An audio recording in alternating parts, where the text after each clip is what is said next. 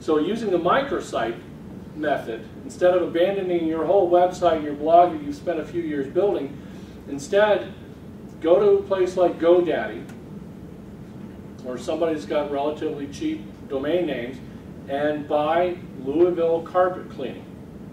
And then you also provide service to Jeffersonville and New Albany, and what are some other places? Suburb? Martinsville. Where? Martinsville. Martinsville? That's Indianapolis.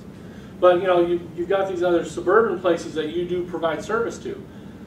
So you buy NewAlbanyCarpetCleaning.com and JeffersonvilleCarpetCleaning.com and the HighlandsCarpetCleaning.com, and so you've got all of these different pages.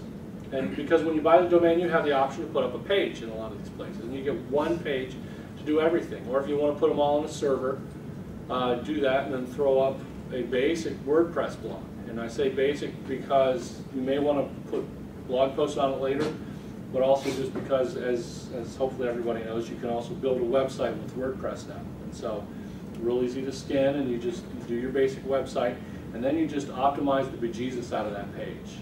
You know, what I talked about in step 2, do that a lot. Not a lot, don't stuff your keywords in there, but make sure that you do everything you can to put the keywords in the title, put the keywords in the hyperlinks, use it no more than 2% of the time.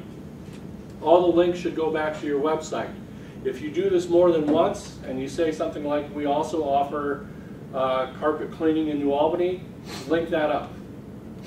And carpet cleaning in Jeffersonville, link that up. As you do that, what happens is you're creating an entire web, that's worldwide, but you're creating an entire web of links between these keyword-rich websites, web pages. And all these keyword-rich, heavily linked pages all point back to your site, Carl Cleans Carpets. Well, eventually what's going to happen is that Google is going to rank Louisville carpet cleaning as one of the top sites. People are going to come see it. You've written it as an entry page to your main site, and when somebody clicks the link, they're going to be taken to your main site and hopefully your quote page or your contact page, where then your customers and your potential customers can get a hold of you.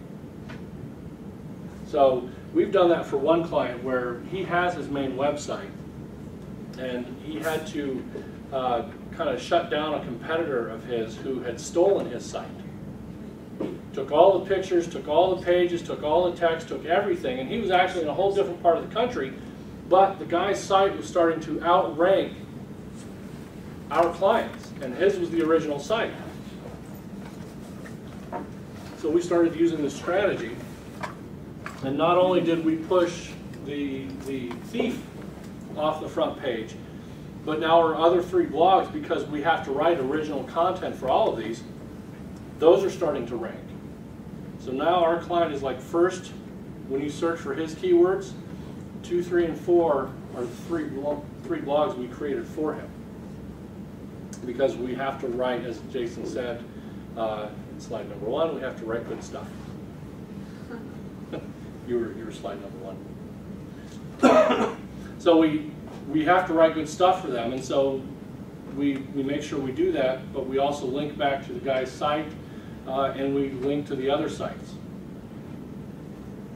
That's a little more involved. That's, you know, if you're a beginning blogger, you may not want to look at that. Hopefully that didn't just scare you guys. I can't even write one blog, let alone 4. So that's more the advanced use of stuff. And then finally, you can automate all of the promotion. Just don't overdo it. Just, you know, don't rely completely on automation. There are a few things that I do right now. Right now, for one blog that I've got, and I think it's my personal one, I'm running everything through Twitter feed. And whenever I write a post and the post publishes, Twitter feed picks it up. How many people use Twitter feed or one of the others? A couple of you? How many people use another service? Good, because I'm really not liking Twitter feed. Because this is an old slide and this isn't even correct anymore. They do not push out to LinkedIn. They also don't push out to Ping. Anybody use Ping FM? Ping FM is great because what it does is if I post a message, if I go to ping.fm, I sign up for the account, and I tell it all the accounts I want you to push content out to. It kind of shotguns it out. So I tell it that I'm on Twitter, I'm on Facebook, I'm on FriendFeed, I'm on LinkedIn. It also does the same kind of pushing out like I said with Posterous. I can push out to Blogger, Tumblr, WordPress, a couple others. There are up to 40 different social networks I can push something out to. So I go into the box, I type it in, type in my message, and if it's going to Twitter, it has to be 140 characters or fewer. And then I hit submit, and it sends it out to everything that I've submitted to. Twitter feed will push to Facebook, Twitter, and maybe LinkedIn if they can get their act together. They used to be able to push out to Ping, and then they started fighting about something months and months ago, and they still haven't fixed it. So on the website, and I checked it last night just in case, but on the website it says, we hope to have this resolved soon.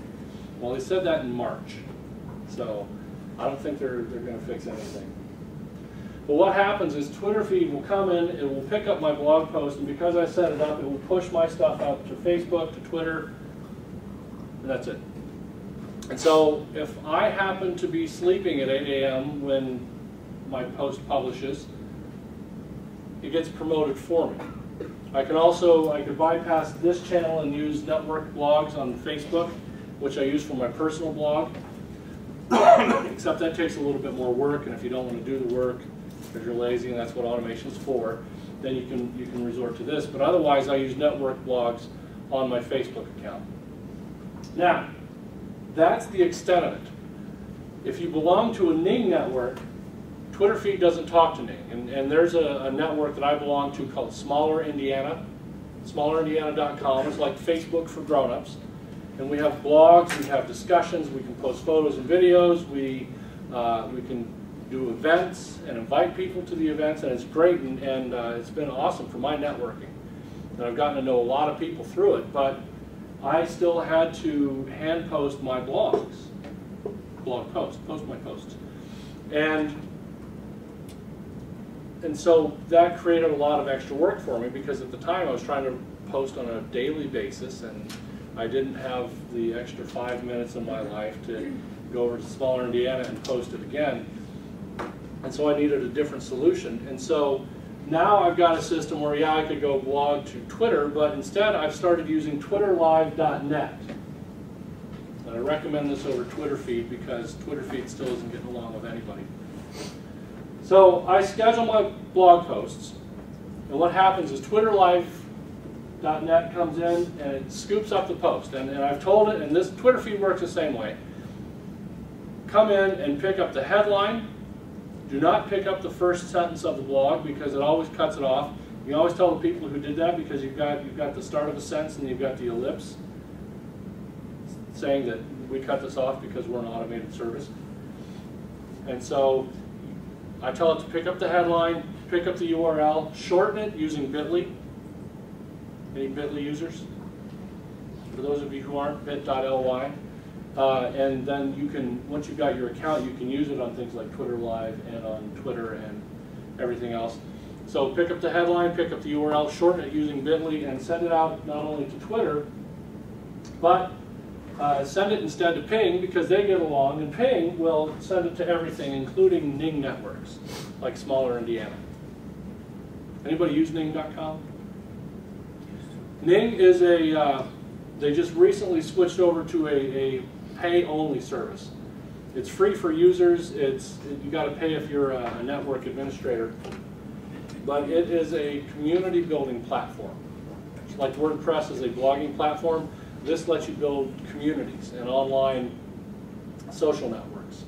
So you may, if you belong to a social network for your local community, for your particular industry or anything like that, it may be a Ning network. And recently, Ning realized that 75% of our websites are people who are paying us something. So we're going to tell the other 25% to get on board with some kind of paid model, or we're just going to stop supporting that completely. So we had one at my church, and we decided to just shut it down rather than pay what they were asking us to pay, because everybody had migrated over to Facebook by then.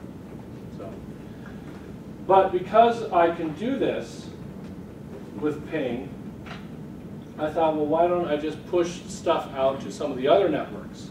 And this gets into a little gray hat area. But we've got one client that we do this for where we push out to Identica and Vivo, Identi.ca and Vivo.com.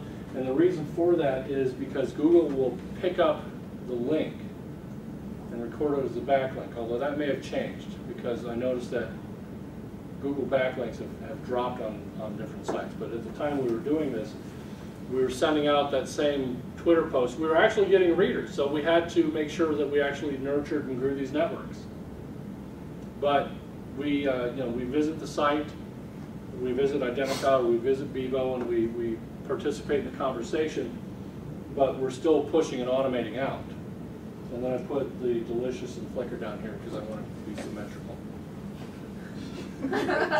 Otherwise, I would have had 6, and it just would have looked stupid. And then I would have had to like readjust all the arrows and everything. That took me 30 minutes to do this slide. So, does anybody have any questions? Please have questions because we've got like 40 minutes to go. Yeah, Sean. Can you use the feature within ping.fm where you can pull your RSS feed to distribute it? I have not. The question was, have I used the feature within Ping where I can pull the RSS feed? I haven't used that. I've seen it, I've read about it a little bit, but I've not explored it too much. It's kind of clunky. Is it? Yeah, it's not. They keep talking about they're going to upgrade it or update it so that it works better. But I've used it in the past, but it's not ideal, but it works. Okay. Good. Who else has a question or comment for Joker? None? I know somebody's going to come up here, but I was too shy to ask a question. You can ask a question now, it's okay. All right, well, if you're interested, yeah. Have you used OnlyWire? I have not. I haven't either. Supposedly, I think you can add it as a plugin on the back end, and then it'll automatically submit your post. It'll distribute it across the different social platforms. Oh, really? I haven't used it though. Has anybody used OnlyWire?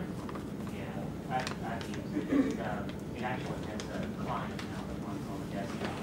So you set it is the server side, and the client does the work for you. So it's not utilized as a plugin on the back end, or it is?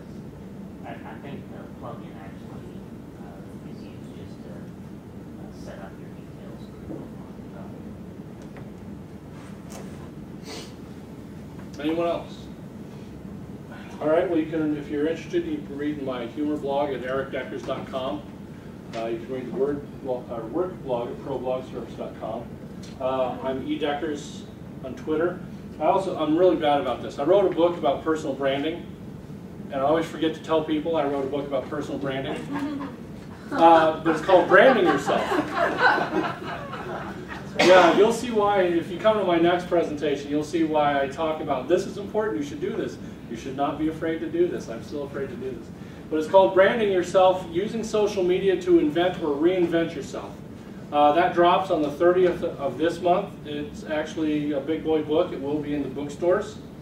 And so Barnes & Noble and Borders will have it.